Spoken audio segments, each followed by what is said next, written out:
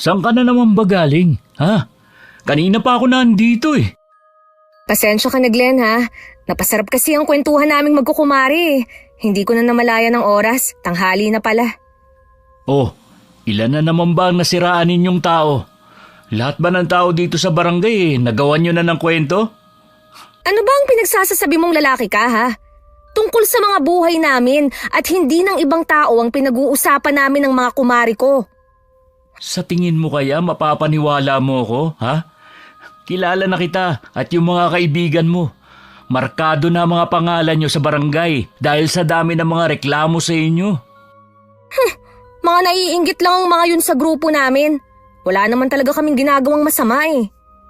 Masamang gawain ang pagchismisan ng kapwa. Imbis na asikasuhin mo ang tanghalian natin, chismis ang inaatupag mo. Pagod na nga ako sa paglalako ng isda eh. Pagdating dito, wala pang sinaing. Pasensya ka na. Magluluto na nga ako eh. Inabala mo pa ako. Nakapagluto na ako. Nahihiya naman ako sa iyo. Pagdating mo, wala pang luto. Bakit ganyan ang tono ng pananalita mo? Bakit? Ano ba dapat, ha? Pwede mo naman akong kausapin ng maayos eh. Hindi yung galit ka. Sa tingin mo, may matutuwa sa'yo, ha? Kulang na lang koronahan ka dahil sa pagiging tsismosa mo sa lugar natin. May pamilya ka na. Sana naman, alam mo kung sino ang prioridad mo. Oo na. Ang dami mo pang sinasabi eh. Tapos ngayon ikaw pa ang galit? Ikaw itong nauna eh. Kung hindi mo babaguhin yung ugali mo, darating ang araw na iiwan na kita. Teka, bakit naman napunta sa pag-iwan mo sa akin ng usapan? Dahil sawang-sawa na ako sa'yo. Ilang beses na kitang sinabihan na gusto ko kapag uuwi ako, nandito ka sa bahay at nakaluto na. Alam mo naman na may trabaho pa ako sa hapon eh. Imbis na makakapagpahinga pa ako, hindi dahil magluluto pa ako. Sorry na. Hindi na mauulit to. Hindi na dapat maulit pa dahil huling pagkakataon na ito. Mabilis na akong tinalikuran ni Glenn at bumalik sa kusina. Noon ko lang nakitang nagalit ng ganun ng asawa ko sa akin. Naisip ko na lang na baka pagod at gutom lang ngayon. Mabait at masipag naman siya. Sa umaga naglalako siya ng isda hanggang maubos. Sa hapon naman mga panindang gulay naman ang inilalako niya. Kung tutuusin, maswerte kami ng dalawa kong anak sa kanya. Oh, kunin mo itong ulam. Ano po itong nasa mangkok? Ay, tinolang manok. Request ng mga anak mo na magluto daw ako kaya kinatay ko yung isa kong alagang manok. Sus, yung dalawang yun, akala mo may patagong manok sa inyo eh. Lagi naman kaming may ulam dito eh. Hayaan mo na. Minsan lang naman maglambing ang mga apo ko Salamat po dito ah. May ulam na kami mamayang hapunan. Gusto niyo po ba ng kape? Ay sige, bigyan mo ko. Anong oras nga pala uuwi si Glenn? Mamaya pa pong hapon. Dadaanan na rin po niya yung dalawang bata sa eskwelahan. Ito na po ang kape niyo. Dito ko na lang ilalapag ah. Kanina pala narinig kong nagtatalo kayo. Ano na naman ba ang pinag-awayan niyo? Kanina po kasi, nauna siyang dumating dito sa bahay. Wala pang sinaing. Nawili po kasi akong makipagkwentuhan eh. Ay, alam mo naman kasing pagod ang asawa mo tapos ikaw inuuna mo pa ang pakikipagchismisan sa ibang tao. Ay, hindi naman po lagi. Tapos napunta pa sa usapan na iiwan daw niya ako kung hindi ako magbabago. Hindi man lang niya inisip ang mga anak namin. Uy, baka nasabi lang niya yun para tumigil ka na sa ginagawa mo. Ay, hindi naman talaga magandang pag-usapan ang buhay ng ibang tao. Huwag kasi silang gumawa ng issue na pwedeng pag-usapan. Sila pa talagang sinisi mo. Akala mo naman wala kang bahong tinatago. Wala naman po talaga silang pwedeng ibato sa akin eh. Asikasuhin mo na lang ang pamilya mo kaysa ubusin mong pakikipagkwentuhan mo sa mga kapwa mo nanay. Wala naman silang maidudulot na mabuti sa iyo kundi kapahamakan lang. Baka mamaya makahanap pa kayo ng katapat nyo. Mag-iingat naman po kami na hindi mahuli na pinag-uusapan ang buhay ng iba. Ang tigas din naman ng ulo mo. Baka nga mainis na sa iyo ang asawa mo at iwan ka na lang basta. Paano ang mga anak nyo? Ang babaw naman ni Glenn kung dahil lang dun kaya niya ako iiwan. Hindi naman ako pabayang asawa at ina ng mga anak namin. Nag-aalala lang naman si Glenn na baka maireklamo na naman kayo ng mga kapwa mo nanay sa barangay. Bigyan mo naman sana ng kahihiyan ng mga anak mo. Kung magsalita naman kayo, akala niyo napakasama ko na. Masama talaga ang pagiging tsismosa. Chismosa talaga, Tay. O bakit? Di ba mga tsismosa naman ang tawag sa inyo? Si Tatay talaga. Dalawa na kami ng asawa mo nagpapaalala sa'yo. Sana naman makinig ka sa amin. Opo, Tay. Maiwan na muna kita. Pupunta lang muna ako kina Nelson. Salamat nga pala sa kape. Hindi ko maiwasang mainis nang sabihan ako ng tsismosa ni Itay. Hindi niya kasi naiintindihan na libangan ko lang ang pakikipagkwentuhan. Madalas kasi naiinip ako dito sa bahay, lalo na mag-isa lang ako naiiwan. Dati naman hindi ako mahilig makisali sa usapan tungkol sa ibang tao. Pero dahil sa impluwensya ng mga kapwa ko nanay, natuto na rin ako makisali. May ginagawa ka ba, Glenn? Ay, kayo pala, Tay. Nagpapatunaw lang po ng kinain. Katatapos lang po kasi ng hapunan eh. Ang mabuti pa samahan mo kung uminom. Naku, wala po ako sa kondisyon ngayon eh. At saka maaga rin po kasi ako maglalako bukas. Minsan lang naman ako magyaya sa'yo Kaya wag mo na akong tanggihan. May lambanog ako rito. Bigay sa akin ng kumpare ko. Hintayin mo ko rito Kukunin ko lang. Magdadala na rin ako ng pulutan natin. Walang nagawa ang asawa ko kundi ang mapakamot na lang sa ulo. Hindi nagtagal bumalik na rin ang Itay na dala ang bote ng lambanog at mangkok ng pulutan. Maupo ka na riyan. Uubusin po ba natin yan? Baka malasing po tayo. Ano naman? Nandito lang naman tayo sa bakuran natin. Kahit gumapang pa tayo pa walang problema. Nariyan lang ang bahay natin. Sige na nga po. Minsan lang naman malasing Matagal na rin kasi nung huli tayong uminom. Masyado ka naman kasing masipag Kailangan po Lalo't lumalaki na mga bata. Napakaswerte talaga ng anak ko sa'yo. Ganon din naman po ako sa kanya. Maalaga po at mapagmahal ang anak nyo. Hindi naman lingid sa akin na minsan nag-aaway kayo. Naiintindihan naman kita sa dahilan mo. Ganyan din kasi kami nung buhay pa ang asawa ko. Sana mayapa ko kasing asawa nagmanay ang si Tinay. Ayoko lang po kasi na dahil sa pakikipagtsismisan mapapahamak siya. Matindi na nga yung nakasama siya na inireklamo noon kahit hindi naman siya mismo nagpakalat ng kwento. Sinabihan ko na nga siya pero talagang matigas ang ulo. Kaya ikaw na lang ang bahalang magpasensya sa kanya, Mahaba naman po ang pasensya ko Kaso lang po, minsan nauubos din. Lalo na po pag uuwi ako ng bahay na wala siya. Ito lang ang masasabi ko.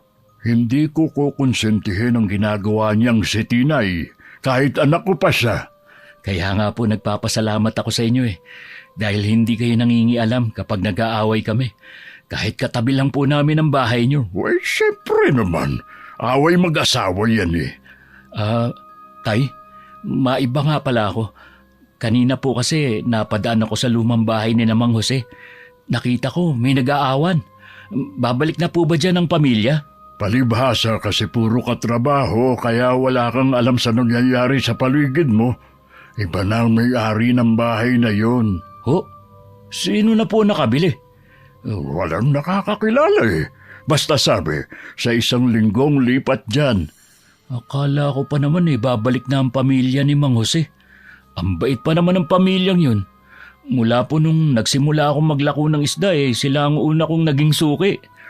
Dahil lang sa kumalat na chismis, may muntik ng masirang pamilya. Kaya nga siguro na mas pinili na lang nilang magpakalayo-layo para umiwas na lang. Ganun na nga. Nabawasan tuloy ng mabuting residente ang lugar natin. Hindi sinasadyang narinig ko ang pinag-uusapan ng asawa ko at ni Itay tungkol sa dating bahay ni Mang Jose.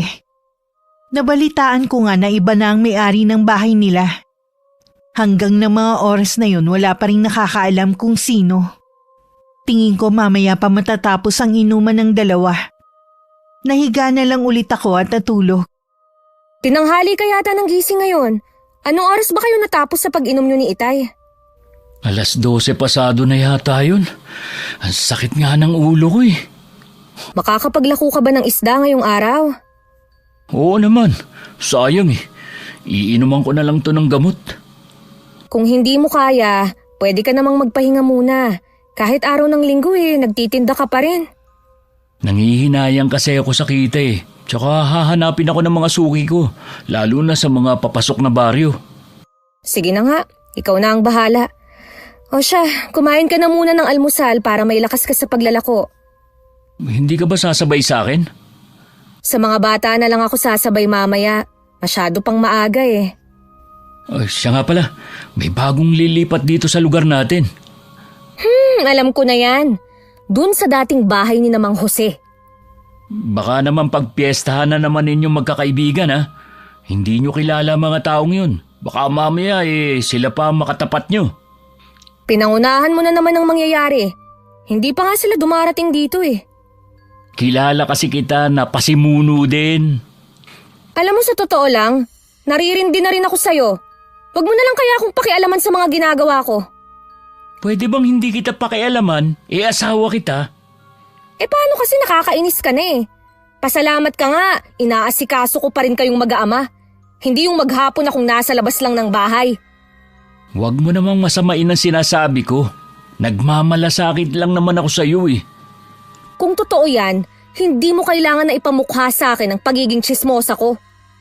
Totoo naman eh. Kahit na! Yun na nga asawa mo nga ako. Dapat pinagtatanggol mo ko. Naku, tama na nga. Ang aga-aga nagtatalo tayo. Inumpisahan mo eh. Sorry na. Huwag ka na magalit. Sige na. Pasensya na rin kung napagtaasan kita ng boses. Sige na, kumain ka na dyan. Magwawalis lang ako sa labas. Madalas man kami magtalo ni Glenn, nagkakabati rin naman kami. Tapos na ako nun magwalis nang umalis siya para kunin sa playa ang mga isdang ilalako sa araw na yun. Ako naman pagkatapos ng gawaing bahay, pinuntahan ko na si Maring Edna. Bakit ikaw lang ang nandito, Mare? Nasaan si Aling Oro at Cheska? May lakad daw si Cheska. Si Aling Oro naman Narinig ko na nagtatalo silang mag-asawa kanina. Bakit kaya? Paano yung anak nila umalis na sa poder nila? Napuno na yata sa pakikialam ni Aling Oro Wala daw kasing ginawa kundi ichismis ang anak at asawa. Diba, totoo naman. Puro pasarap lang naman ang anak at yung asawa. Hindi yun ang narinig ko kay Mang Jun, no? Mukhang ginagawan lang ng kwento ni Aling Oro ang anak at asawa para maging masama sa mata ng mga taga rito. Ay, ganun?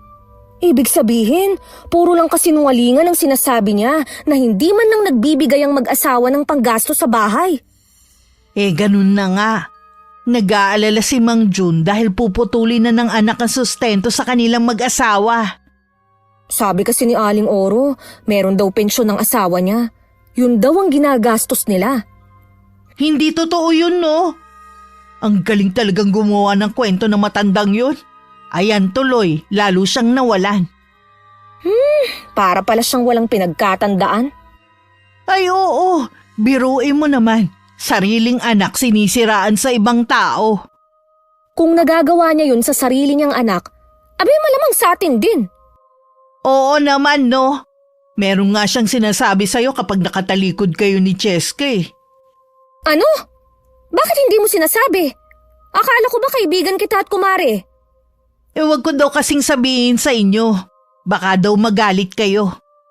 Ayoko naman na magkagulo tayo kaya nanahimik na lang ako. Ano naman ang sinasabi ng matandang yun? Sabi niya habang para daw kalabaw si Glenn sa pagtatrabaho, Puro pasarap lang daw sa buhay ang inaatupag mo. Ano ngayon? Hindi ba niya alam na asawa ko mismo ang ayaw akong pagtrabahuhin? Sabi pa niya ang dahilan daw na kaya ayaw kang pagtrabahuhin, baka daw manlalaki ka. Duda kasi siya kung anak ba ni Glenn ang dalawa niyong anak. Hindi daw kasi kamukha ng asawa mo.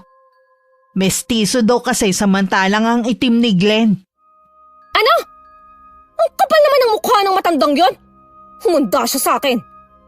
Oh, saan ka pupunta? Susugurin ko ang matandang yon. Wala namang tao sa kanila eh. Umalis silang mag-asawa kanina. Hindi ko alam kung saan nagpunta. Inaabangan ko nga eh. Gusto ko kasing malaman kung ano nangyari. Kaya siya kinakarma eh. Pasmado talaga ang bibig ng matandang yun. Ito mo ko, kapag magkakaharap tayo, hindi ako masyado nagkukwento sa mga ganap ko sa buhay. Ay nako! Mabuti na lang talaga at sinabi mo sa akin ang mga sinasabi niya kapag nakatalikod ako. Akala mo kung sino siya? Kahit saan kami makarating, kaya kong patunayan na anak ni Glenn ang mga anak namin. Hayaan mo na lang, Mare. Baka humaba pa ang isyu sa pagitan nyo. Ay, hindi ko pwedeng palampasin ang ginawa niya. Lalo't dinamay pa niya ang mga anak ko. Tingin ko kasi sumama lang ang loob niya sa'yo nung hindi mo siya pinautang ng pera. Hindi sapat na dahilan yon para gawan niya ako ng kwento, no? Alam ko naman yun. Tingnan mo na lang ang nangyayari sa kanila. Kinakarma na sila ngayon. Pwede mo naman siyang kumprontahin pero sa ibang araw na lang. Sa ibang araw na nga lang. Pero kakausapin ko pa rin siya. Huwag niyang sabihin na matanda na siya at kailangang irespeto. Ilalagay ko siya sa dapat niyang kalagyan. Hanggang makauwi ng bahay, nagingit-ngit pa rin ako sa galit sa nalaman ko. Nung dumating si Glenn, agad kong sinabi sa kanya ang mga sinabi ni Maring Edna. Bakit natatawa ka pa dyan? Hindi mo ba sineseryoso yung sinasabi ko, ha? Gusto kong ireklamo sa barangay ang matandang yon. Baka pagtawanan lang kayo ni Kapitan. Biruin mo, kayo ang lagi magkakasama Tapos ngayon, irereklamo mo. Hindi naman kasi biro ang ikinakalat ng chismis. Kilala ko si Aling Oro. Malamang, ikinalat na niya sa lahat ng tao ang sinasabi niyang kasinungalingan. Alam naman natin na hindi totoo ang sinasabi niya Wala tayong dapat ipaliwanag sa mga tao. Hindi talaga ako matatahimik sa ginawa niya. Dahil lang sa hindi mo ko hinahayaan na magtrabaho ginawa na niya ako ng kwento. Ikaw naman kasi, matagal na kitang pinapaiwas sa mga kaibigan mo, antigas din ang ulo mo. Una pa lang, alam ko na hindi sila magiging mabuting kaibigan sa'yo. Asahan mo kapag mahilig sa chismis, masamang impluensya. Si Aling Oro lang naman ang problema Sa edad niyang yun, wala pa rin siyang pinagkatandaan. Ngayon na nalaman mo na ang tunay na kulay ni Aling Oro, siguro naman iiwasan mo na mga taong yun. Aba, oo naman. Hindi ko rin naman kayang makipagplastikan sa harap niya. Sa ngayon, palampasin mo muna ang ginawa niya. Sabihin mo na agad sa akin sa susunod. Hindi ko gustong nadadamay ang mga anak natin sa chismis. Ako na ang bahalang kumausap sa kanya. Nang mga oras na yun may nabuo ng plano sa isip ko. May isa kasi kung lihim na alam kay Aling Oro. Kami lang ang nakakaalam nun. Para makaganti sa ginawa niya, ipapakalat ko rin yun dito sa lugar namin. Hindi rin napigilan ni Glenn na ikwento kay Itay ang mga napag-usapan namin nang minsan siyang dumalaw sa amin. Yan ang nga sinasabi ko Pati mga apo kong nananahimik, nadamay na rin. Nainis din po ako sa ginawa ni Aling Oro. Hindi ko na lang pinahalata kay Tinay. Ayoko na kasing gatungan ng galit niya Pero sa susunod, hindi ko na po talaga palalampasin yun. Yung si Oro, tandem talaga sila ng asawa ko pagdating sa chismisa noong araw. Dalaga pa yun Nuknuka na talaga ng chismosa. Mga kwento pa nun nakakabuhay ng patay. Ayaw pa namang magpatalo. Pati nga sariling anak, ginawa ng kwento Nabanggit nga po yan ni Tinay. May ganun palang magulang. Matindi talaga yang si Oro. Imbis na magbago, mas lalo pang lumala ang pagiging chismosa. Siguro naman po, Madadala na si Tinay makipagkaibigan sa mga yun. Bantayan mo nga pala yung asawa mo. Baka kung anong gawin niya para makaganti. Ano naman po kaya ang gagawin ni Tinay? Kilala ko kasi ang asawa mo. Hindi yun papayag na hindi makaganti. Wala pa naman sa kanya ang mata-matanda. Sinabihan ko na po siya na palampasin na muna. Ako bahalang kumausap kapag naulit pa yun. Mabuti sana kung makinig siya sa iyo. Makikinig naman po siguro siya dahil para naman yun sa kapakanan ng mga anak namin. Walang kamalay-malay ang asawa ko at ang itay na ipinakalat ko na ang sikreto ni Aling Oro. Nang mga sumunod na araw nakarating na rin sa kanilang dalawang chismis na yon. Ako agad ang pinaghinalaan ni Glenn. Ikaw ba nagpakalat ng chismis tungkol kay Aling Oro? Ano? Yung tungkol sa pagkakaroon niya ng karelasyon na 23 anyos? Ay, hindi ah. Anong malay ko dun? Huwag mo nang ipagkaila pa. Alam kong ikaw lang ang gagawa nun. Di ba sabi ko naman sa'yo, palampasin mo na lang muna ang ginawa niya. Gumanti ka pa talaga. Hindi ko palalampasin ang ginawa niyang yun. Pati ang mga anak ko na nananahimik idinamay niya. Tama lang sa kanya ang inabot niyang kahihiyan. Alam mo ba na muntik nang mapatay si Aling Oro ng asawa niya? Hinabol siya ng itak. Mabuti na lang nakatakbo siya sa kapitbahay. Hindi pa siya natuluyan. Para mawala ng chismosa dito sa lugar natin. Pare-pareho lang naman kayong chismosa ng mga kananay mo eh. At least ako, hindi ako nandadamay ng inosenteng bata. Sa tingin mo kaya, kapag nalaman niyang ikaw ang nagpakalat ng chismis, titigilan ka niya? Gaganti rin siya, sigurado sa'yo. Wala nang katapusang gantihan na mangyayari. Hindi niya malalaman. Dahil sigurado ako, marami siyang pinagsabihan. Tsaka hindi ako aamin. Nakikiusap ako sa'yo, tumigil ka na. Iwasan mo na ang pakikipagchismisan. Wala nga may dudulot na maganda yan sa buhay natin.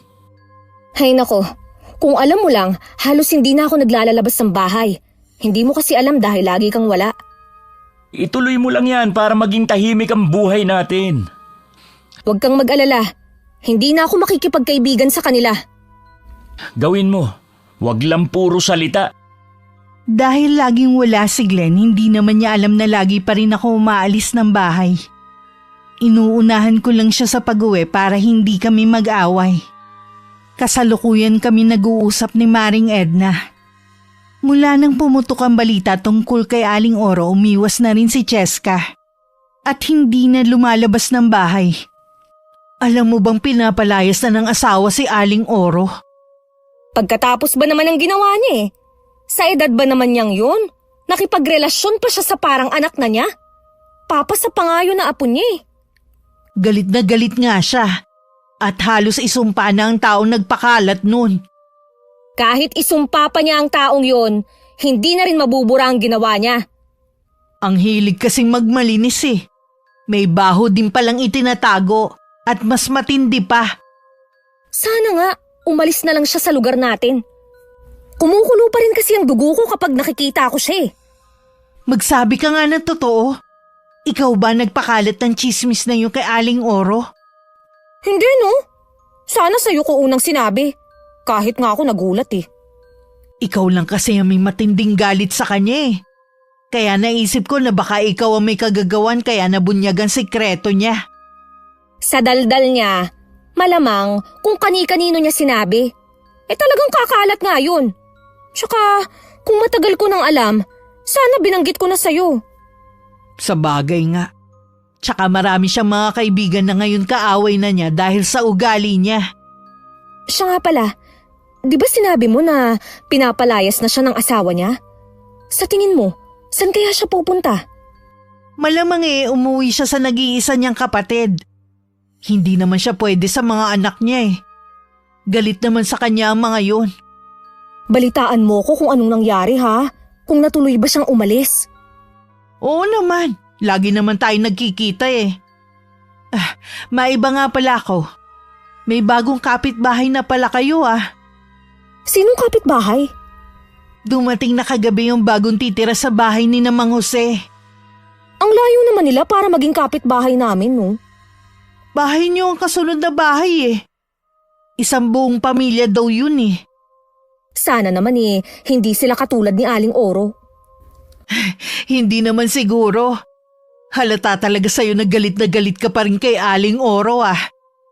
Mawawala lang siguro to kung tuluyan ko na siyang hindi makikita. Ilang araw pagkatapos ng pag-uusap namin ni Edna, nabalitaan namin nagkaayos din si Aling Oro at ang asawa niya. Mula nga rin noon hindi na gaanong lumalabas ang matandang babae. Kahit naiinis pa rin, hinayaan ko na lang. Hindi ko akalain sa paglipas ng mga araw tuluyan na ako nalulung sa pakikipagchismisan. Bit-bit mo na naman ang walis tingting natin. Hindi mo naman pinapasayad sa lupa. Kita mo nga ang dumi ng harapan natin eh. Mabuti pa sa loob ka na lang magwalis. Sasagap ka lang naman ng chismis dito sa labas eh. Malinis na naman ang loob ng bahay natin. Dito sa labas ang madumi at kailangang linisan. Hindi ka ba nahihiya sa mga tao? Sa maikling panahon, nabansagan ka ng CCTV. Ultimo kasi pagkakaroon ng UTI ng kapitbahay natin nalaman mo pa? Parating pa lang ang balita, alam mo na agad. Ang mabuti pa, maglako ka na lang ng isda, kesa naman sa pinakikialaman mo ko. Akala ko pa naman magbabago ka na. Mas lalo ka pang lumala. Pati mga anak mo nahihiya na sa mga tao. Bahala kayo kung gusto niyo akong ikahiya. Kakapagod na rin kayong intindihin. Akala niyo kelilinis niyo? Hindi naman krimen itong ginagawa ko ah. Hindi lang naman ako ang ganito dito sa lugar natin. Mali na nga yung ginagawa mo, ayaw mo pang mapagsabihan. Ang sabi ko, huwag mo akong papakialaman sa mga ginagawa ko. Ay bahala ka na nga. Kapag nagka-problema ka, huwag kang lalapit sa akin ha. Huwag kang mag-alala. Hindi mangyayari na lalapit ako sa'yo. Masama ang timpla ng asawa ko nang umalis siya sa bahay para maglako ng isda. Isa sa mga bago niyang suki ay ang bagong lipat na si Aling Marcia. Akala ko hindi ka na darating. Pasensya na po, Aling Marcia. Tinanghali po ako eh. 2 klase lang po pala ang isda ko ngayon. Konti lang daw po kasi ang huli nung kinukuhanan ko eh. Ayos lang, basta isda. Mahilig po talaga kayo sa isda, no? Isda at gulay lang kasi ang kinakain namin eh. Hindi kami kumakain ng karne. Ah, kaya naman po pala eh. Aling Marcia, apo niyo po ba yung babaeng nagsasampay? Ang ganda naman po niya, parang manika. Siya si Yvette, apo ko. Kami na ng lolo niya nagpalaki sa kanya mula nung mamatay ang kanyang ina. Sabi sa lugar kung saan kami nanggaling anak daw ng engkanto ang apo ko. Kaya kakaiba ang kanyang itsura. Swerte naman po ng mga taga rito at nakakita kami ng anak ng engkanto. Sa kabila na maganda ang apo ko, may kapansanan siya. Hindi siya nakakapagsalita. Ha? Ganun po ba? Kawawa naman po pala siya. Ito nga pala ang isdang bibilhin ko. Pwede mo bang linisan na rin? Oo naman po, basta kayo. Malakas kayo sa akin eh. Siya nga pala. Asawa mo ba yung lagi na lang pinag-uusapan dito? Yung laging may walis na dala sa kalsada? Opo. Siya nga po, si Tinay. Minsan kasi nakita ko siya dito sa labas ng bakuran namin. Akala ko merong hinahanap Baka po gusto lang makita ang nakatira dito. Ito na nga po pala yung isda nyo. Salamat sa iyo sa uulitin. Napaisip naman sandali ang asawa ko sa sinabi ng matandang babae. Sa huli pinagkibit-balikat na lamang niya. Pag-uwi sa bahay, tinanong pa rin naman niya ako. Sama bang mapadaan sa harap ng bahay nila? Hindi naman nila pag-aari ang kalsada. Bakit parang galit ka na naman dyan? Para kasi nang dating bawal akong maglakad sa tapat ng bahay nila. Wala namang sinasabi na masama si Aling Marcia. Sinabi lang na nakita ka. Kabago-bago lang nila dito Akala mo kung sino na sila. Wala ka mo silang pakialam kahit tambayan ko pa ang tapat ng bahay nila. Kalsada yun. Pag-aari ng mga tao, hindi nila. Hindi ka ba talaga titigil, ha? Para yun lang Ang dami mo na agad sinabi. Bakit kasi nakikipag-usap ka sa matandang yon, ha? Suki ko sina Aling Marcia. Lagi silang bumibili ng isda at gulay sa akin. Nagpapasalamat nga sila sa akin dahil hindi na daw nila kailangan pumunta ng palengke para bumili ng ulam. Ewan ko ba? Hindi maganda ang kutob ko sa pamilyang yun. Kahit ang mga taga rito, nahihiwagaan sa pagdating nila. Ikaw lang ang nag-iisip ng ganyan. Araw-araw bumibili sa akin si Aling Marcia. Wala naman ako napapansin na kakaiba sa kilos nila. Hindi ka lang kasi sanay na may mga tao na hindi palalabas ng bahay nila. Mabuti pa ang ibang tao. Lagi mong ipinagtatanggol. Kesa sa akin na asawa mo. Huwag mo akong umpisahan, Tinay. Pagod ako sa maghapon na pagtitinda. Pagod din naman ako dito sa bahay ah. Akala mo ikaw lang. Kahit hindi ko nakikita, alam ko pagod ka sa pakikipagtsismisan sa mga kaibigan mo. Tuwing umaalis ako, sumasalisi ka ng alis. Huwag mo nang ipagkaila pa. Mga anak mo siguro ang nagsusumbong sa'yo, no? Hindi na mahalaga kung sino nagsusumbong sa akin. Ayaw mo na pinakikialaman ka? Eh di sige, bahala ka na sa buhay mo. Nang mga sumunod na araw para kaming estranghero sa isa't isa ni Glenn, kibuin dili niya kasi ko. At kahit nakikita niya ako sa labas na nakikipag-usap, blankong tingin lang ang binibigay niya sa akin. Hindi na rin niya ako sinisita. Pakiramdam ko may pader siyang inilagay sa pagitan namin. Bakit tulala ka riyan? Hinihintay mo ba ang asawa mo? Hindi po siya uuwi ngayong tanghalian. May dala na po siyang baon na kanin at ulam. Ganun ba? Kaya pala naman ilang araw ko nang hindi nakikita ang tricycle na nakaparada dito sa tapat ninyo tuwing tanghalian. Wala ho bang naikukwento sa inyo ang asawa ko? Tungkol saan? Meron po ba siyang sinasabi tungkol sa akin? Wala naman. May problema ba kayo? Hindi niya po ako masyadong kinikibo nitong mga nagdaang araw eh. Hindi ko naman po alam kung anong ikinagagalit niya. Isa lang naman ang alam kong ikinagagalit ng asawa mo ang pagiging tsismosa mo. Alam mo naman niyang si Glenn, pribadong tao. Ayaw niya yung ginagawa mo. Bakit kasi ayaw mong baguhin yung ugali mo? Tay, wala naman po akong ginagawang masama. Ano ba ang tawag sa ginagawa ninyo ng mga kaibigan mo? O hihintayin mo pa ba na makahanap ka ng katapat, ha? Kung may tatamaan po sa pinag-uusapan namin, ibig sabihin lang nun, totoo. Ano ba namang klaseng katwiran yan? Kaya napupuno na sa iyong asawa mo Bahala na nga po siya sa buhay niya. Paano kung makahanap ng ibang babae ang asawa mo? Masasabi mo pa kaya yan? Imposible po yan, Tay. Hindi magagawang tumingin ni Glenn sa ibang babae. Mahal niya kami ng mga anak namin. Wala namang duda na mahal niya kayo. Pero hindi lang naman kawalan ng pagmamahal kung bakit nagagawang mga liwa ng asawa.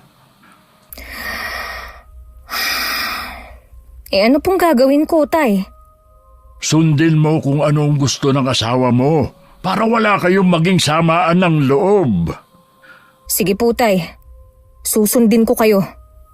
Nagtaka ako ng araw na yun kung bakit inabot ng dilim si Glenn sa paglalako ng gulay. Sinabi naman niya na nagpunta siya sa kabilang baryo dahil marami pang natirang gulay. Sana inuwi mo na lang dito sa bahay. Alam mo naman na delikado na ang panahon ngayon. Dumayo ka pa talaga sa ibang lugar. Masyado pa kasing marami yung gulay para iuwi ko.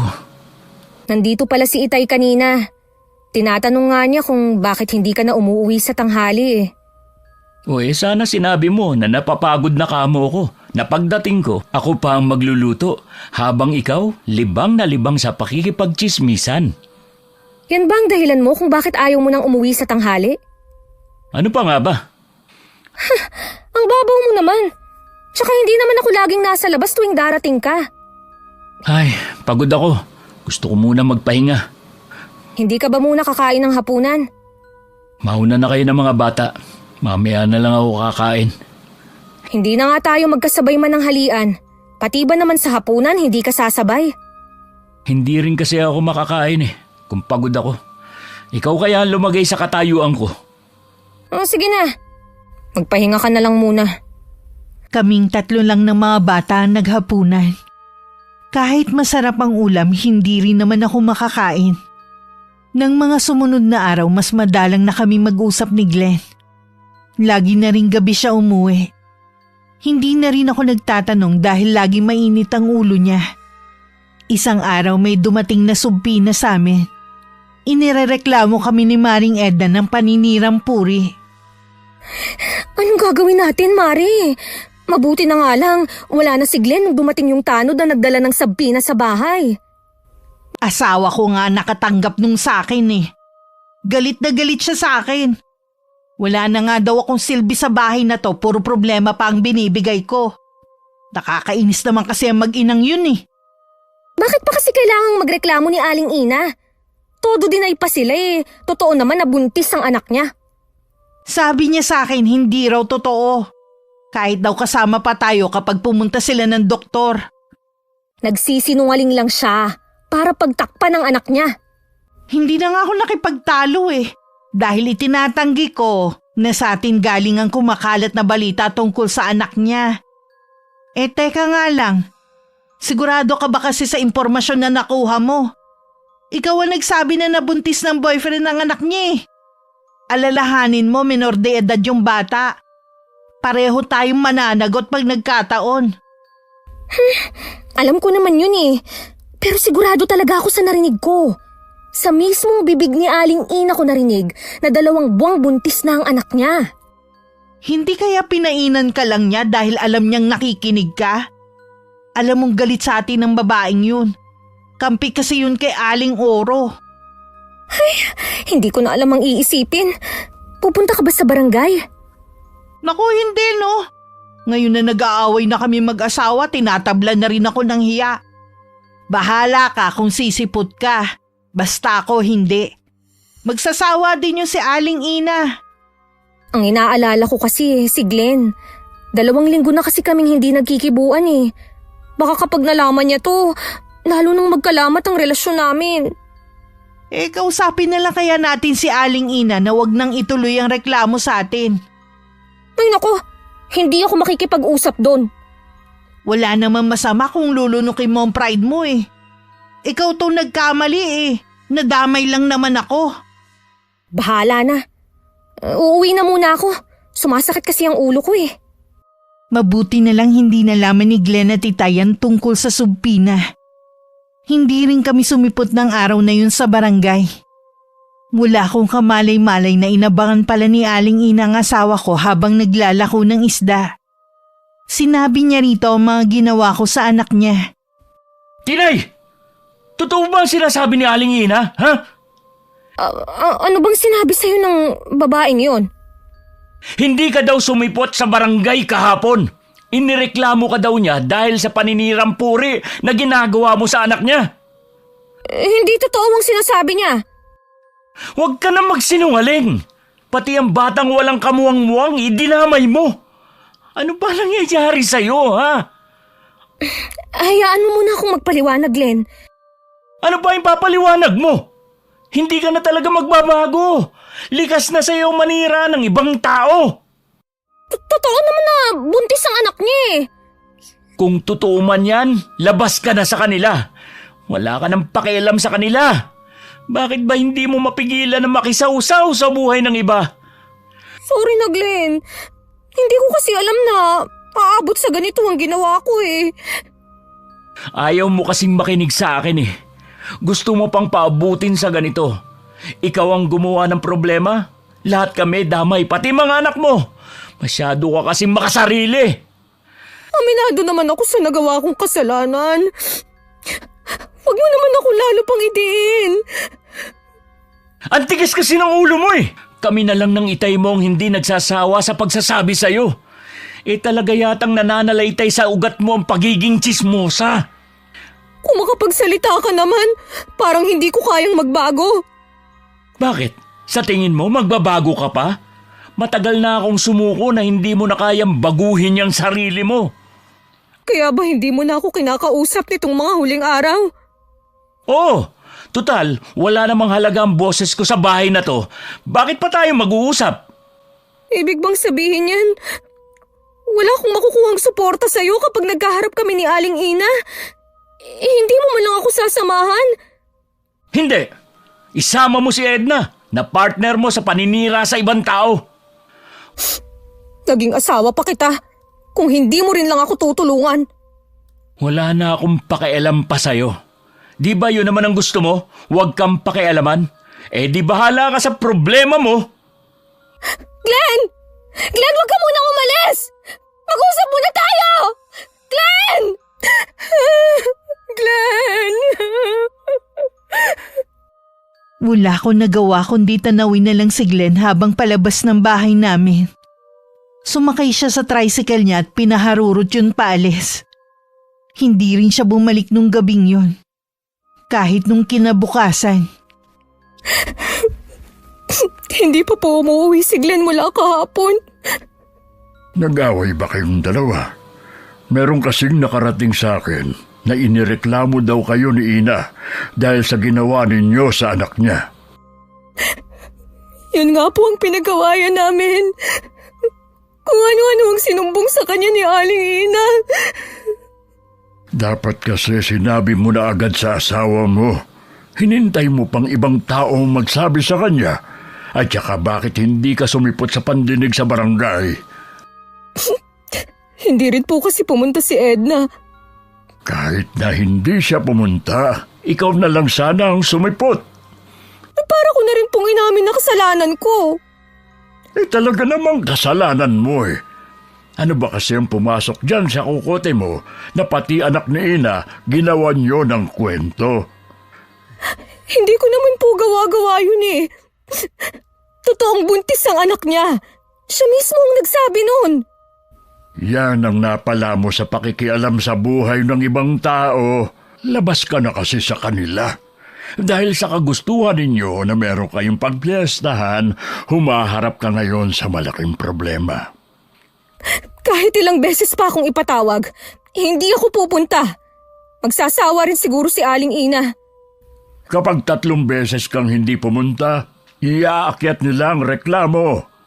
Nakausap ko rin si Ina. Desidido siyang kasuhan kayong magkaibigan. Malaki ang laban niya. Ano pong gagawin natin, Tay? Ayoko pong makulong. Ay, hindi naman kita pababayaan. Gagawa ako ng paraan para hindi matuloy ang pagsampa ng kaso sa iyo. Pero, kailangan mong harapin si Ina para magkausap kayo. Humingi ka sa kanya ng kapatawaran. Sasamahan niyo po ba ako? Oo naman, nasa tabi mo lang ako. Salamat po, Tay. Mabuti pa kayo, dinadamayan ako. Samantalang si Glenn, sinukuan na agad ako. Hayaan mo muna siyang mapag-isa. Uuwi din siya rito.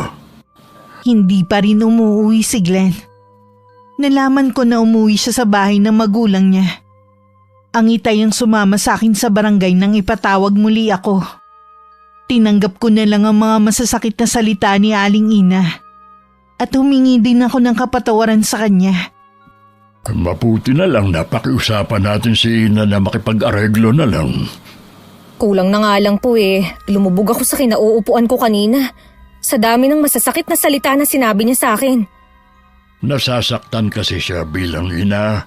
May mga anak ka na rin. Siguro naman ayaw mong danasin ng 2 bata ang naranasan ng anak niya. Kaya nga po tahimik lang ako kanina eh. Hindi na lang ako umimik. Ay, tama ang ginawa mo. Ay, si Glenn nga pala. Mula nung umalis po, hindi pa bumabalik. Dapat mapag-usapan na ninyo ang alitan ninyo bago pa lumala. Paano po kami mag-uusap kung ayaw niyang umuwi dito sa bahay? Maghintay ka pa ng ilang araw bago kita samahan sa kanila. Napuno na raw siya sa akin eh. Baka tuluyan na niya akong iwan, Tay. Hindi gagawin ni Glenn ang bagay na yon. Saksi ako kung gaano niya kayo kamahal. Maaring napuno lang siya, kaya nagpapalipas lang yon ng galit. Hindi po kaya may ibang babae si Glenn? Di sana nakarating na agad sa'yo. Ikaw pa bang hindi makakaalam kung sakaling meron ng babae ang asawa mo? Kung ano-ano na tuloy ang pumapasok sa isip ko. Bakit pa kasi ayaw pa niyang umuwi? Ay siguro naman sa nangyaring gulo at pag-aaway ninyo ng asawa mo, nadala ka na. Hindi lang po ako nadala. Natuto na rin po ako. Mabuti naman kung ganon. Oy, paano? Sa kabila lang ako. Kung may kailangan ka, ipatawag mo na lang ako sa mga apo ko. Sige po, Tay. Salamat po ulit. Mula nang umalis si Glenn, hindi na katulad ng dati ang bahay namin. Ramdam naming mag-iina ang lungkot. Para hindi ako mag-isip ng kung ano-ano, pinuntahan ko na lang si Maring Edna. Matagal na rin palang hindi umuwi sa inyo ang asawa mo. Gusto ko na sana siyang puntahan sa kanila eh. Ang kaso, nauunahan ako ng hiya. Ayoko sana mag-isip ng masama ha. Baka naman kasi dahilan na lang niya ang ginawa mo para makipaghiwalay. Malay mo may ibang babae ang asawa mo.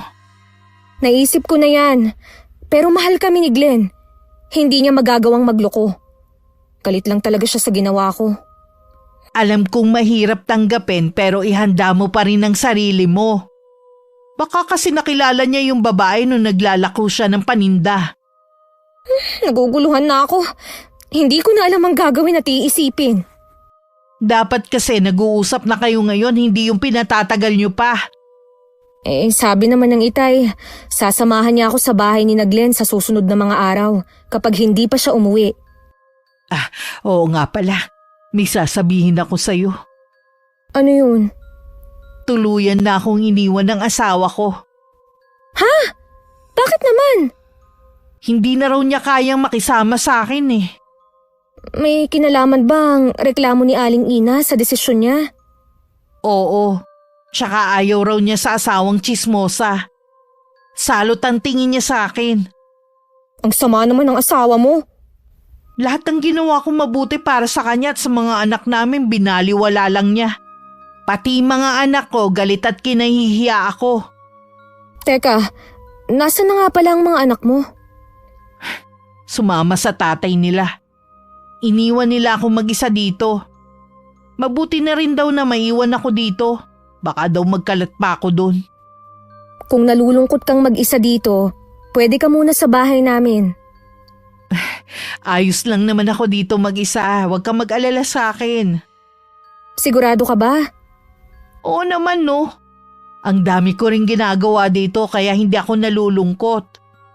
Puntahan mo na lang ako kapag wala kang ginagawa sa inyo. Lagi kitang pupuntahan dito. Ayoko rin kasing mag-isip masyado eh. Pakiramdam ko kasi maluloka na ako.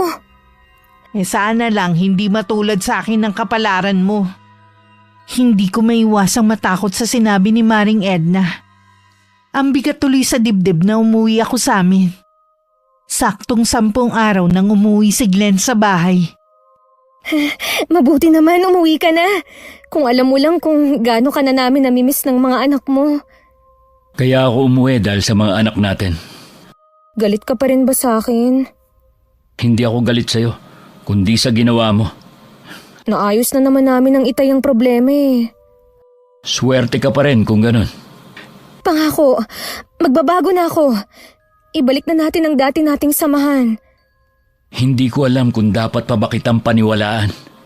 Mababaw lang naman ang pinagmulan ng away natin. Hindi naman kailangan paabutin sa hiwalayan. Mababaw pala yun sa'yo? Glenn, alang-alang sa mga anak natin. Sana magkaayos na tayo. Dahil lang sa kanila, kaya gusto ko pa rin maayos ang pagsasama natin. Ibig bang sabihin yan? Hindi mo na ako mahal? Mahal ko kayo ng mga bata. Pero nakakapuno ka na kasi. Hindi mo man lang naisip ang pagod ko sa maghapon na pagtatrabaho. Kaya nga babaguhin ko na ang sarili ko eh. Bigyan mo pa ako ng isa pang pagkakataon. Sige, ayusin na natin ang pagsasama natin. Salamat, Glenn. Pinasaya mo ko. Pakiusap ko lang sa'yo. Tigilan mo na ang hindi magandang ginagawa mo sa kapwa. Hindi na talaga. Ayoko na ulit maranasan yung ginawa sa akin ni Aling Ina. Mula nang magkasundo kami ni Glenn, hindi na ako lumalabas ng bahay. Maliban na lang kung meron akong bibilhin sa tindahan. Nang araw na yun si Maring Edna naman ang dumalaw sa akin. Mabuti dumalaw ka, Mare. Tuloy ka muna. Hinihintay kitang pumunta sa bahay eh. Baka kako busy ka kaya ako na lang ang pumunta rito. Busy lang sa mga gawaing bahay. Naipon kasi ang mga labahin ko eh. Kaya inuna ko muna.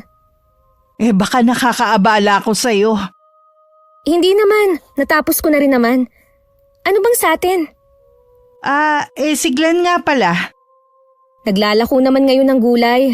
Mamayang hapon pa yun uuwi. Bakit nga pala hindi ka niya isinasama sa pagtitinda niya?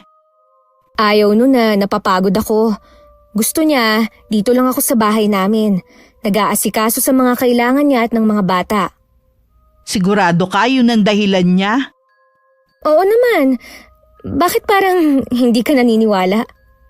Noon pa kasi iba na ang kutob ko sa asawa mo eh. Iniisip mong may ibang babae si Glenn? Oo, hindi ako pwedeng magkamali. Alam ko na nasasaktan ka dahil iniwan ka ng asawa mo. Pero sana, wag mo naman akong idamay na pati kami ng asawa ko ay magkagalit. Mabuti nga, nagkaayos na kami ngayon eh. Wala naman akong balak na mandamay eh. Ano yung ginagawa mo? Ipapakita ko lang sa'yo ang ebidensya. Mabuti na lang nung araw na yun dala ko ang cellphone ko. Ikaw na ang bahalang humusga. Medyo malabo ang kuha pero klaro pa rin naman si Glenn yan. May ilang sandali ring tinitigan ko ang mga litrato sa cellphone ng kumari ko. Pakiramdam ko sa sabog ang dibdib ko sa matinding selos na nararamdaman ko. Apo ni Aling Marcia ang babaeng yan. Madalang yan lumabas kaya siguro hindi mo pa nakikita. Bakit kausap siya ng asawa ko? Madalas na dumaan dyan si Glenn. Sabi nung mga napagtanungan ko lagi daw bumibili ng isda at gulay ang babaeng yan. Araw-araw? Imposible naman yata na isda at gulay na lang ang kinakain nila. Hindi ba sila napupurga? Nung una, hindi rin ako naniniwala. Pero ilang beses ko na nakikita dun si Glenn eh. Kaya naisip ko na kuhanan na lang. Baka kasi hindi ka rin maniwala kung sasabihin ko lang. Maganda ba talaga sa personalang babaeng yan? Oo, ilang beses ko na rin siya nakasalubong eh. Tansya ko wala pang 25 ang babae. Kutis porselana. Maliit ang mukha na parang manika ang itsura. Siguro matagal na silang may relasyon. Hanggang ngayon kasi malamig pa rin ang pakikitungo ni Glenn kahit nagkaayos na kami. Ibang klase rin ang asawa mo, no? Mambababae rin lang. Dito pa talaga sa barangay natin. Hindi man lang sila nahiya. Humanda sa akin ang malanding babae na yun. Imposible naman na hindi niya alam na may asawa si Glenn. Dapat pati asawa mo pagsabihan mo rin. Oo naman. Ang kapal na mukha niya na tingnan ng mga mali kong ginagawa. Mas masahol pa pala siya sa akin. Basta, nandito lang ako kung kailangan mo ng tulong ha. Uuwi na muna ako baka biglang dumating si Glenn dito. At abutan ako. Sige, salamat at sinabi mo sa akin. Nanginginig pa rin ang katawan ko dahil sa nararamdaman kong galit. Pagdating ni Glenn, hindi na ako nakapagpigil at sinampal ko siya. Bakas naman sa kanya ang pagkabigla. Aray, bakit mo ako sinampal? Anong ginawa ko? Nagtatanong ka pa? Kailan mo pa ako niloloko, ha? Hindi ko alam ang sinasabi mo. Linawin mo nga. Huwag mo nang itanggi! Alam kong may babae ka! Ano? Sino naman ang nagsabi niyan? May ebidensya ako! Ito! Tingnan mo yan! Hindi ba siya ang dayo dito sa atin? Ano? Magkakaila ka pa? Para ito lang? Ebidensya na bang matatawag to? Parang nag-uusap lang kami rito eh. Binigyan lang ng mali siya ng sino man ang kumuha ng litrato na yan. May ebidensya na nga, nagkakaila pa! Kung gusto kong mambabae, sana noon pa. Kung kailan dalawa na ang anak natin, tsaka ako pa ba yun iisipin? Pagbabayaran niyo ng malaki ang ginawa niyong ito sa akin! Huwag kang gagawa ng katangahan. Baka ikaw din ang magsisi bandang huli. Kayo ng babae mo ang magsisisi at hindi ako. Ang hirap kasi sa'yo. Mahilig kang manira ng kapwa mo, kaya hindi mo na alam ang totoo sa hindi. Ano ba ang totoo, ha? Sige nga, ano ang totoo? Wala kaming relasyon ni Yvette. Suki ko lang silang maglola. May sakit nun ang lola niya, kaya siyang lumalabas para kunin ang isda at gulay na lagi nilang binibili. May nakapagsabi sa akin na araw-araw ka daw dumadaan doon. Ano, puro isda at gulay lang ang alam nilang kainin? Hindi ba sila napupurga nun? Oo, dahil hindi sila kumakain ng karne. Kaya laking pasalamat nila sa akin dahil hindi na nila kailangan pumunta ng palengke. Kalokohan! Baka ibang putahe ang gusto ng babaeng yon. Kaya ikaw naman ang laging dumadaan sa kanila. Hindi ka lang tsismosa. Napakamalisyosa pa ng utak mo. Yan ang napapala mo sa pakikipagkaibigan sa kapwa mo, tsismosa. Ako ba ngayon ang malisyosa? Eh ikaw na nga itong may ibang babae. Wala nga sabi akong babae. Wala akong pakialam kung maniwala ka man o hindi. Binabalaan kita. Huwag kang gagawa ng anumang masama laban sa pamilyang yun.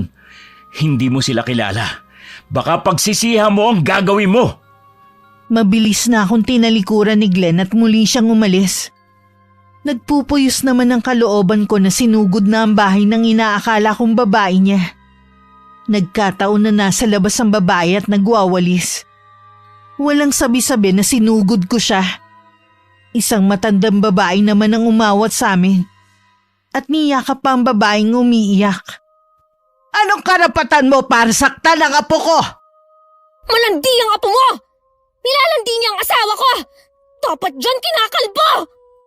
Huwag mong makantimulin ni dulo na daliri ng apo ko. Dahil ako ang makakalaban mo. Kaya pala ang lakas gumawa ng kalokohan ng apo mo dahil kinukonsinti mo. Wala ba kayong kahihiyan na maglola, ha? Ikaw ang walang kahihiyan. Basta ka nalang sumusugod dito. Kahit sino naman isusugurin ng babaeng yan. Sa dami ng lalaki, asawa ko pa talaga. Wala ka na bang ibang makalabit, ha? Dahan-dahan ka sa sinasabi mo. Walang ginagawang masama ang apo ko. Talaga lang, ha? Mukha lang inosente yung babaeng yan. Pero mas makati pa siya sa isang higa. Hindi lang sampal ang aabutin mo sa akin. Wala kang karapatang pagsalitaan na masasakit ang apo ko. Ang kapal ng mukha mo para sampalin akong matanda ka. Wala kang karapatan na saktan ako. Gaya ng wala ka ring karapatan na sugurin at insultuhin ang apo ko. Totoo naman ang sinasabi ko, ah. Makati ang apo mo. Bakit hindi ka sumagot dyan? Babae ka, ha? Magsalita ka. Huwag ka lang umiyak dyan na para kang nagpapaawa. Umalis ka na sa bakuran namin. Bago pa ako makagawa ng isang bagay na pagsisisihan mo. Huwag mo akong pinagbabantaan, tanda.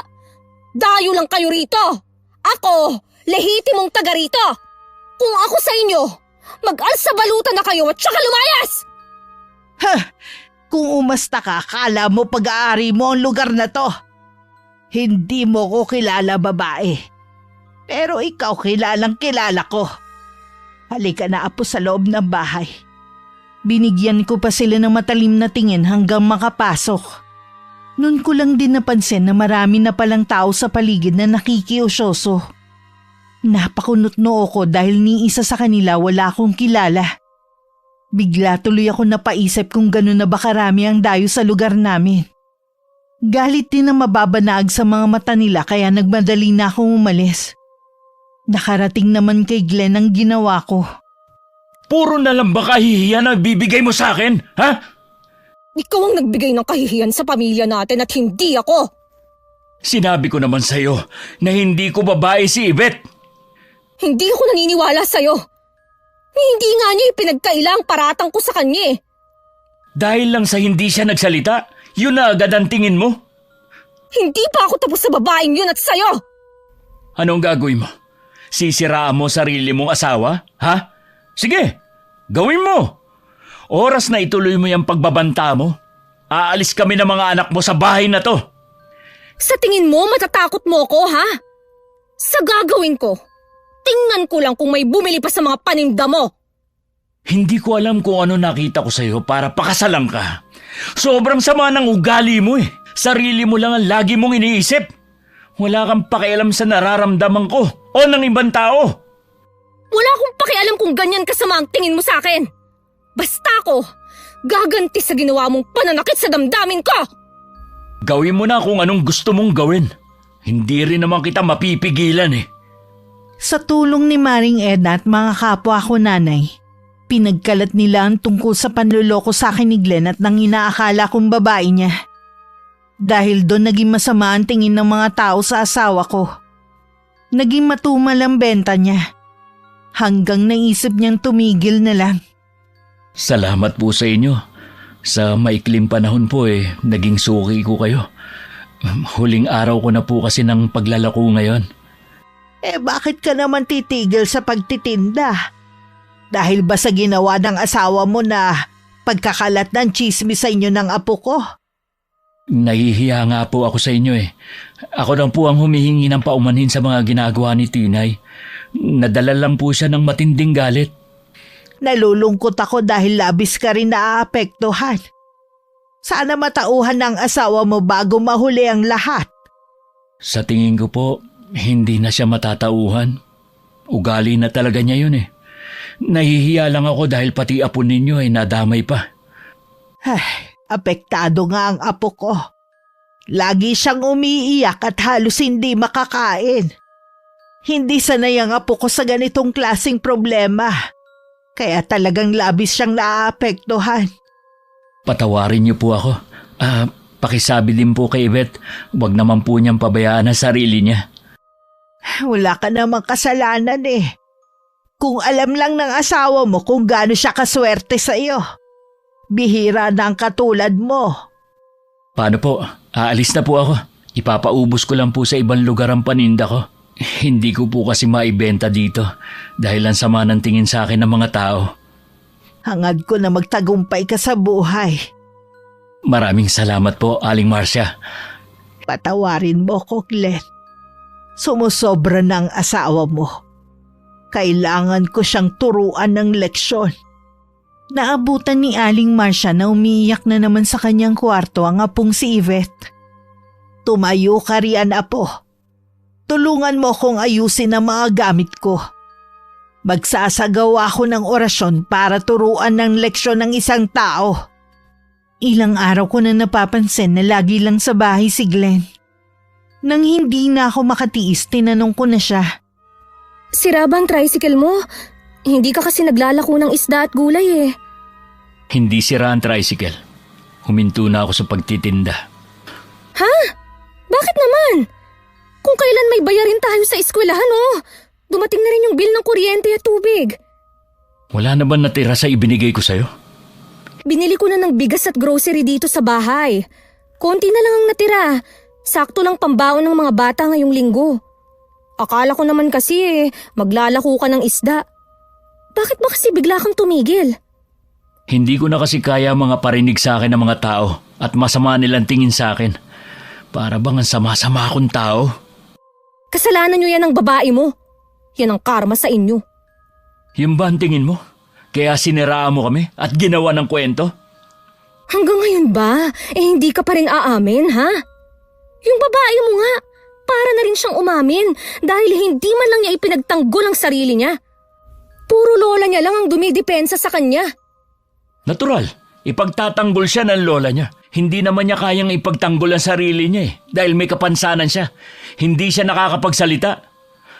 Ganun na si Yvette nung ipinanganak. Ano ka mo? Hindi siya nakakapagsalita. Nagbibiro ka ba? 3 beses ko lang siya nakaharap.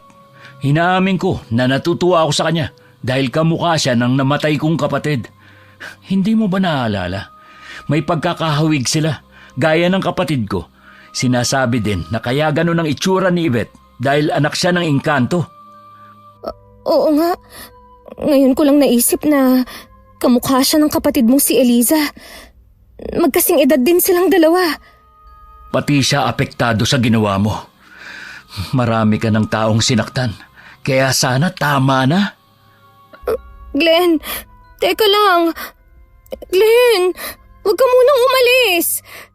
Ay, Nagkamali nga yata ako. Pakiramdam ko lalong lumayo ang loob sa akin ni Glenn. Kahit ang mga anak ko umiiwas na rin sa akin. Kahit nasa iisang bahay kami, hindi nila ako kinakausap. Parang wala silang nakikita. Pinuntahan ko na lang si Edna. Pasensya ka na, Mare, ha? Mukhang mali nga tayo. Nasira na ang pamilya ko dahil sa akin. Pwede mo naman sigurong kausapin si Glenn. Magpakumbaba ka na lang. Kumukuha lang ako ng tiyempo. Kakausapin ko naman talaga siya ulit eh. Paano yan kung hindi na naglalako si Glenn? Saan kayo kumukuha ng panggastos nyo? Si tatay muna ang bumibili ng mga kailangan namin. Hindi ko nga alam kung ano ang plano ni Glenn eh.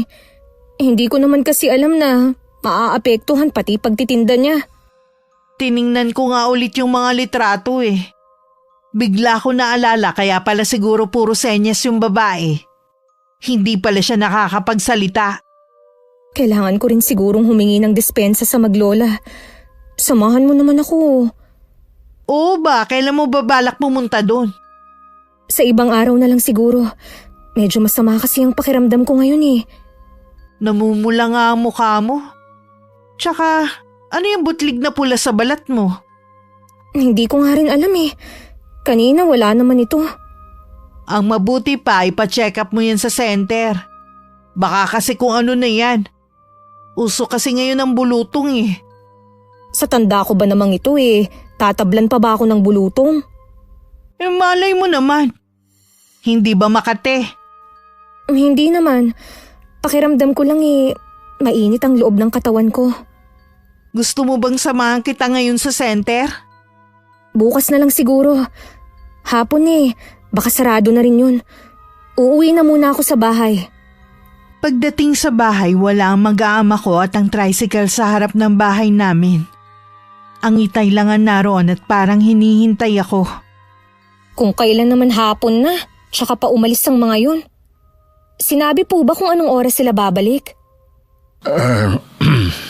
Hindi na sila babalik, anak. Ha? Ano pong ibig niyong sabihin? Tuluyan ka nang iniwan ng mag-aama mo. Nagpaalam naman sila sa akin. Doon muna sila sa bahay ng mga magulang ni Glenn. Pero bakit? Noon pa, nagsabi na ang asawa mo. Naiintindihan ko naman siya. Dapat nga siya lang ang aalis. Kaya lang gustong sumama ng 2 bata. Sa tingin ko naman, hindi sila pababayaan ni Glenn. Hindi man lang siya nakipag-usap sa akin. Pwede naman namin ayusin ang problema eh. Umaasa pa rin ako na magkakaayos kayo. Bigyan lang natin ng panahon na makapag-isip-isip ang asawa mo. Hindi ko po kaya na mawawala sila sa akin. Sumobra ka na rin kasi sa ginawa mo eh. Sinabihan na kita ng paulit-ulit. Kung kailan kailangan ko siya, tsaka naman niya ako iniwan. Nandito naman ako para alalayan ka. Sa akin ka ipinagbili ni Glenn. Masama po kasi ang pakiramdam ko, Itay. Mainit ang katawan mo ha. Mabuti pa magpahinga ka muna at uminom ka rin ng gamot. Ito na po yata ang karma ko. Iniwan na ako ng mag-aama ko. Mag-isa na lang ako ngayon. Babalik din ako ngayon. Ito, inumin mo muna para gumaan ang pakiramdam mo. Imbis na bumuti ang lagay ko, lalo pang lumala. Pakiramdam ko rin merong mga tinik sa loob ng lalamunan ko. Nahihirapan akong lumunok. Kahit ang pag-inom ng tubig ay hindi ko magawa. Tay, dalhin niyo na kaya ako sa ospital. Sa tingin ko'y hindi doktor ang magpapagaling sa'yo. Ano po ang ibig niyong sabihin? Palagay ko'y kinukulam ka. Sino naman ang gagawa nito sa akin? Sino pa ba sa tingin mo? Ang maglola siguro. Sila lang ang naiisip ko eh. Minsan binanggit sa akin ni Glenn na naabutan daw niyang may lalaking nanggaling doon. Inaakusahan si Aling Marcia na kinulam ang asawa. Hindi naman daw yun ikinaila nung matanda. Kaya siguro sabi ni Glenn, baka pagsisihan ko ang gagawin ko. Dito ka lang. Pupunta ako sa bahay ni na Aling Marcia. Sasama po ako sa inyo. Nanghihina ka pa. Baka mapano ka pa sa daan. Sige na po, Tay. Sasama na ako. Kahit mahirap.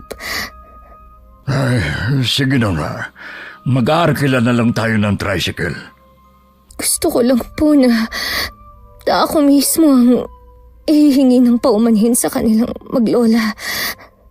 Naiintindihan kita, anak. Alam ko naman na nagsisisi ka na ngayon. Pagpunta namin sa bahay ni na Aling Marcia, tanging katiwala lang ang nandun. Sabi nito hindi niya alam kung kailan ang balik ng maglola. Ano po ang gagawin natin ngayon? Baka hindi na ako gumaling. Huwag kang mawalan ng pag-asa. Gagaling ka rin. Sinabi ko na rin kay Glenn ang nangyari sa'yo. Siya na daw ang bahalang makipag-usap sa maglola. Alam naman po pala niya ang nangyari sa akin. Bakit hindi pa sila bumabalik dito? Sa pagkakaalam ko may trabaho na kasi si Glenn sa malayong lugar. Kung dito siya uuwi, baka mahirapan siya. Hindi man lang niya ako matawagan. Sa tingin ko, kailangan mo maging matatag alang-alang sa mga anak mo. Kalimutan mo muna si Glenn. Alam kong wala nang balak makipagbalikan pa si Glenn sa akin. Siguro nga, may iba na siyang babae. Tiniyak niyang wala siyang babae. Sadyang napuno lang talaga siya sa iyo. Mas gusto daw muna niyang pagtuunan ng pansin ang trabaho at ang mga anak ninyo. 1 linggo bago pa ako tuluyang gumaling. Nagising na lang ako isang umaga na hindi na masakit ang lalamunan ko. At nawala na rin ang parang bulutong sa balat ko. Ay, salamat naman at gumaling ka na. Sobra ng pag-aalala ko. Nakausap niyo po ba si Glenn? Oo, nabanggit nga niya na nakausap na niya si Aling Marcia. Gusto ko pa rin pong pumunta sa bahay ng maglola para magpasalamat at makahingi ng dispensa. Sasamahan kita kapag nariyan na sila sa kanila. Akala ko, sa mga kakilala ko lang maririnig ang nangyari sa akin. Hindi ko akalain na ako mismo ang makakaranas nito. Wala talaga kasing buti ang tsismis. Marami na itong sinirang pagkakaibigan, samahan at pamilya. Kaya sana naman, iwasan mo na ang gawain na minsan nang nagpahamak sa iyo. Opo, Tay. Balak ko rin pong maghanap ng trabaho para dun lang matuon ang atensyon ko. Habang hinihintay kong bumalik ang mag-aama ko. Yan ang pinakamaganda mong sinabi sa akin. Nang malaman kong bumalik na maglola, agad ko silang pinuntahan sa kanilang bahay.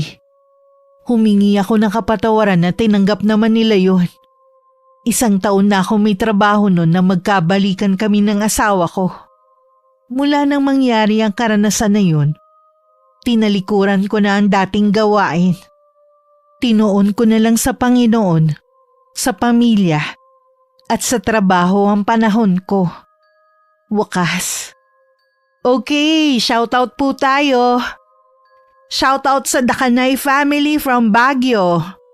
Shoutout sa Inaria family na laging nakikinig. Maraming salamat po sa inyo. Shoutout sa Ampanya family sa Iloilo from Milagros Ampanya from Singapore. Hi sa Barameda family.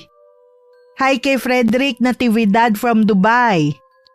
Hello kay Salnero Haner from Tiwi. Salamat din sa Colarina family. Hello sa mag-ama ni Sheila May Beldad na sina Angelo at Caleb. At sa buong Beldad family ng San Antonio, Milaor, Camarines Sur. Hello sa Pregua family sa Sorosimbahan Esperanza Masbate. Especially sa mama ni Geraldine na si Alicia Pregua. Hi kina Ira Malin at sa mga anak niya na nasa Tokyo, Japan. Hi kay May Olero from Bahrain. Shout out sa Fur Family Lacson from Cavite. Salamat sa pakikinig ninyo. Hello kay Geraldine Iano and family from Pangasinan. Maraming salamat po. Hi kay Diana Henova from Hong Kong. Shout out kay Judy Ann Lopez. Hello sa mga kapatid ni Junef Casinaw na si Nef, John, Wen, Neftali, Rowena, Judith at kay Mama Jocelyn at Papa Nefelito from Taytay Rizal. At hello din kay Angel Duguwime from Siargao. Hi kay Janisa Toledo at sa Toledo family. Shoutout sa Bayer family sa Pinamungahan, Cebu from Love na nasa Hong Kong ngayon. Hi kay Leonora Mandigma from Cabuyao, Laguna. Hello kay Lenny Nicolas from Nueva Ecija. Hi kay Reblina Santiago from Nueva Ecija. Shoutout sa Bonita family and Redota family na laging nakikinig. Maraming salamat po. Shoutout sa asawa ni Bagsik na si Michelle. Mahal na mahal ka raw ng asawa mo from Calamba, Laguna. Hello kina Anya Bing Jimenez, Danica Dinglasan at Bosngal Emil Crebillo from Unisan, Quezon. Shoutout sa Eskultura Garments. Hello kina Jay at Dennis ng Amira Boxes Handicraft from Laguna. Hi kay Mares from Taiwan. Hi kay Emmy Pelaro from San Jose Occidental, Mindoro. Hello kay Angelina Ignacio from California. Shoutout sa Sobremonte family at kay Alan Maglalang. Shoutout sa Burgos family, Guzman family and Elemia family from Zamboanga City from Maureen na nasa Saudi ngayon. Shoutout kay Andrew Sapupo from Antipolo mula sa asawa mong si Maricar. Hello kay Nancy Hasebe, Lisa Yamashita and NSA. Hi kay Miss Lay from Hong Kong. Hi kay Christine Rumes na smiling face ng OSD. Hello Ibeyang Bueno from Lucena. Shoutout kay na Clint, Rose, AC and Leia from Mandaue City. Hi kay Milrose Demate from Malaysia. Shoutout sa Daligos family and Lozano family sa Nagbukel, Ilocos Sur. Shoutout sa Pastor family, Estebar family, Lugod family from Nasugbu, Batangas. Shoutout sa Calcada family from Corazon, Calcada. Hello kay na Ma'am Annabel at kay Ate Jenna na laging nakikinig. Maraming salamat po. Hi kay Jeneline Mix Vlog. Hello kay Ace Bailon from Bacolod City. Hi kay Nelsa Pareha. Shoutout kay Brenda Ludiesta from Bukaw, Botolan. Shoutout sa Padapdap family na laging nakikinig. Maraming salamat po. Hello kay Bernadette Abayon from Bulata, Negros Occidental. Hi kay Jenny Binuya of Nagano, Japan. Shoutout sa Cabral family from Lemery, Batangas. Kina Irene and Omi. Beth and Ernie Rosales from Switzerland. Hello kay Baby Cabral from Canada. Galing kay Estela Cabral da Silva from Portugal and Switzerland. Maraming salamat po sa pagsuporta nyo at pakikinig. Hanggang sa susunod, ingat, God bless. Saan ka na naman ba galing? Ha? Kanina